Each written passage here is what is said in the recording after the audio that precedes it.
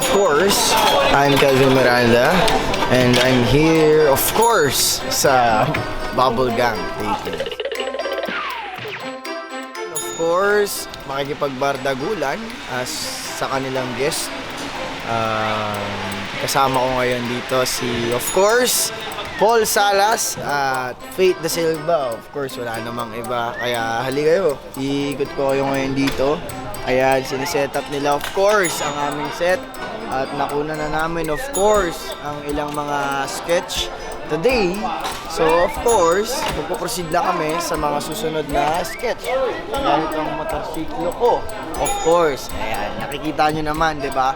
Kung gaano pinaghahandaan ng Bubble Gang ang sketch para sa inyo. Of course, para mapasaya namin kaya of course, abangan nyo ako sa Bubble Gang.